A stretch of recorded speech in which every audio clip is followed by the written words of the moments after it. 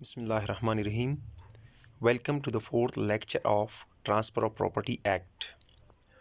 آج کے لیکچر میں ہم کمپیٹنسی ٹو کانٹریکٹ ڈسکس کریں گے، یعنی کہ کانٹریکٹ کرنے کی صلاحیت کسے کہتے ہیں.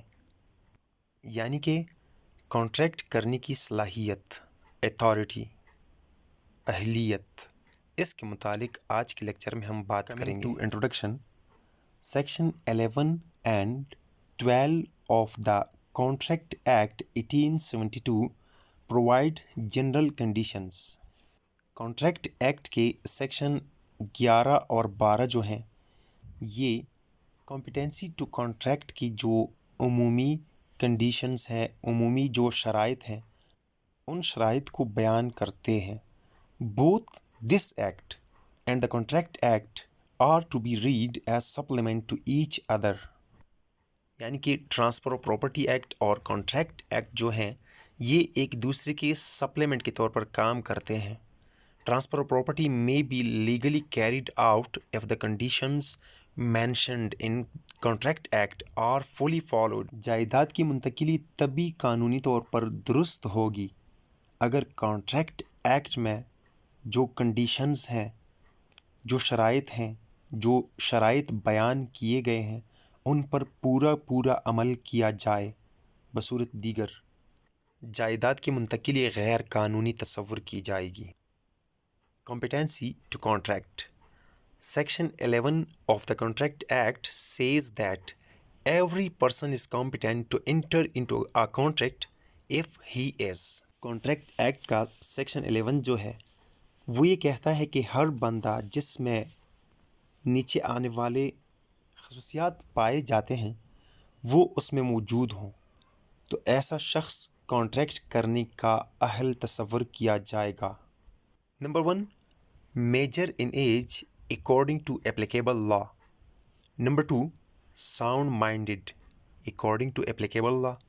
Number 3، not disqualified to contract according to applicable law. ان تینوں شرائط کی ابھی تھوڑی سی وضاحت کرتے ہیں. نمبر 1، میجر ان ایج یعنی کہ عمر میں بڑا ہو.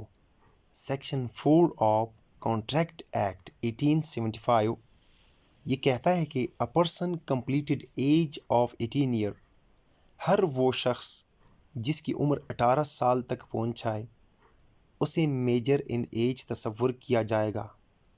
اور a minor whose guardian is appointed by court is considered major only when he completes the age of 21 year.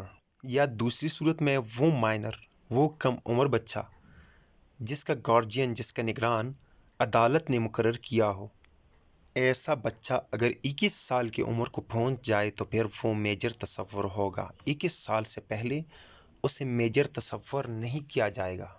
اگر کوئی مائنر ٹرانسفر کرے تو پھر کیا ہوگا؟ اس کی دو صورتیں ہو سکتی ہیں. Number 8، transfer by minor. As settled that contract by minor is void so transfer by minor is assumed to be wide.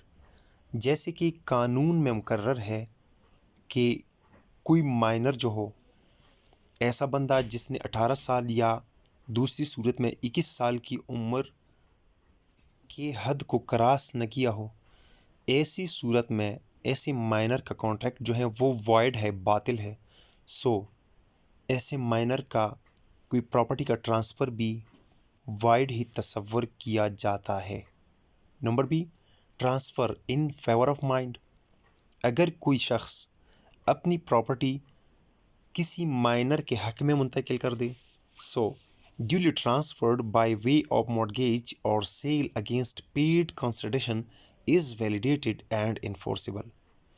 ایسی صورت میں اگر کوئی شخص سیل کے ذریعے یا مورگیج کے ذریعے جس کے بدلے میں وہ کوئی کنسیڈریشن لے، وہ کوئی رقم لے تو ایسی صورت میں بچے کے حق میں، کم عمر کے حق میں جو ٹرانسفر ہو جائے وہ ویلیڈیٹڈ ہے. ایسی ٹرانسفر قانونی طور پر درست ہے اور یہ انفورسیبل ہے، یہ لاگو ہوگا. کمپیٹنسی ٹو ٹرانسفر میں دوسری نمبر پر آتا ہے person of in sound mind, یعنی ایسا پرسن جو کہ ان ساؤنڈ مائنڈ ہو، جس کا دماغ صحیح طور پر کام نہ کرتا ہو، تو section 12 of the contract act کہتا ہے کہ unsound minded person is incompetent to enter into a contract، یعنی کہ ایسا شخص جس کی ذہنی صحت ٹھیک نہ ہو وہ کانٹریکٹ نہیں کر سکتا۔ Although this section does not clearly deals with persons of unsound mind regarding to transfer of property, however, it may be concluded that the same rules apply here also۔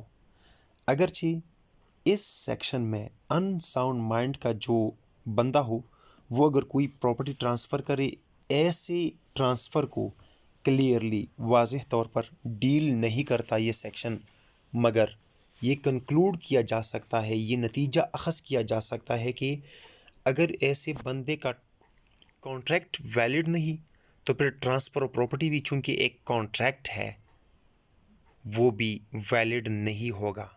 Competency to contract میں تیسرے number پر آتا ہے person disqualified by law, transfer must be free from all kinds of disqualification.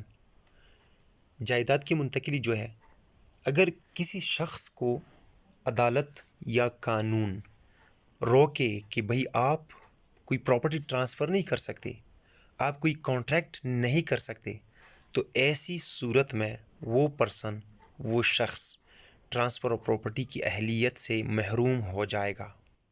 An owner whose property is under management of court of wards becomes disqualified to transfer the property۔